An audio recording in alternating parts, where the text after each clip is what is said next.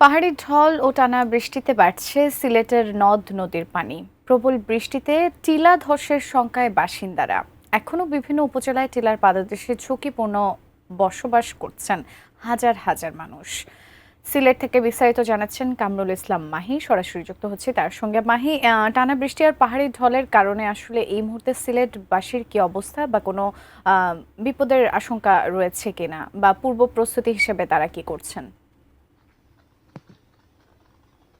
দেখুন, গত এক সপ্তাহ দেখেই কিন্তু সিলেটে ভারী বৃষ্টিপাত হচ্ছে। ভারী বৃষ্টিপাতের ফলে কিন্তু সিলেটের নদ নদীর পানি বেড়েছে এবং সর্বশেষ সিলেটের যে প্রধান দুই নদী সুরমা এবং কুশিয়ারা নদীরও পানি বেড়েছে। এছাড়াও কিন্তু সিলেটের অন্যান্য যে উপজেলাগুলো রয়েছে, বিশেষ করে নিম্নাঞ্চলের উপজেলা কোম্পানিগঞ্জ, জৈন্তা, খানাইঘাট, জকিগঞ্জ, এসব এলাকার নিম্নাঞ্চল কিন্তু প্লাবিত হচ্ছে এবং সিলেটের যে পর্যটন স্পট, বিশেষ করে জাফলং, সাদাপাথর, এইসব পর্যটন স্পটে কিন্তু পর্যটকদের যেতে কিন্তু নিরুৎসাহিত করা হচ্ছে। সর্বশেষ আমরা কোম্পানিগঞ্জের উপজেলা নির্বাহী অফিসারের সঙ্গে আমরা কথা বলেছিলাম। তিনি বলছেন যে সাদাপাথর যে পর্যটন স্পটটি রয়েছে সেটি আসলে পানিতে অনেকটাই কিন্তু তলিয়ে গেছে, কারণ নিচু এলাকায় থাকার কারণে সেই কোম্পানিগঞ্জের যে সাদাপাথর পর্যটন স্পট রয়েছে সেখানে কিন্তু যেতে নিষিদ্ধ করা হয়েছে। এবং সিলেটে যে গতকাল আসলে পাহাড়ে ধসের কারণে যে 4 জনের মৃত্যু হয়েছে, এরপর থেকেই কিন্তু সিলেটের টিলার পাদদেশে আসলে যারা বসবাস করেন তাদের মধ্যে উদ্বেগ, উৎকণ্ঠা, সংখ্যা বিরাজ করছে। এবং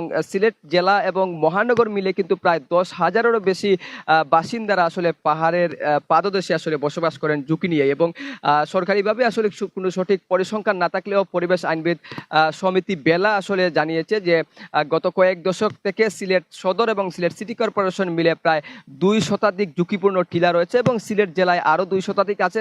মোট 4 শতাধিক টিলার নিয়ে কিন্তু প্রায় 10,000-এর বাসিন্দা কিন্তু বসবাস করেন। এবং প্রশাসন বারবারই কিন্তু তাদেরকে এই ঝুঁকিপূর্ণ যে টিলার পাদদেশে তারা বসবাস করেন, প্রশাসন বারবার তাদেরকে নিরাপদ জায়গায় এবং অন্যত্র চলে যেতে বলে, কিন্তু আসলে কোনো কাজই হচ্ছে না, এমনই অভিযোগ পরিবেশ কর্মীদের। এবং গতকাল যেহেতু 4 জন একই পরিবারের ঘুমন্ত অবস্থায় টিলার পাদদেশে মৃত্যু হয়েছে, তারপর কিন্তু প্রশাসন নড়েচড়ে বসেছে। বিশেষ করে নানা ধরনের প্রচারণা সহ বিভিন্ন রকমের কার্যক্রম আমরা সিলেট জেলা প্রশাসনের পক্ষ থেকে শুনেছি। এবং গত 24 ঘন্টায় আসলে সিলেটের তেমন ভারী বৃষ্টিপাত হয়নি, তবে গুড়ি গুড়ি বৃষ্টি হচ্ছে এবং গত 24 ঘন্টায় 32 মিলিমিটার বৃষ্টিপাত রেকর্ড করা হয়েছে। সব মিলিয়ে বলা চলে যে এইরকম বৃষ্টিপাত যদি অব্যাহত থাকে এবং উজানের ঢল যদি বাড়তে থাকে, তাহলে সিলেটে আসলে বন্যা পরিস্থিতি তৈরি হতে পারে। সেক্ষেত্রে আগামী সেই ঈদুল আজহা আসলে সিলেটবাসীকে ভোগান্তির মধ্য দিয়েই উদযাপন করতে হবে।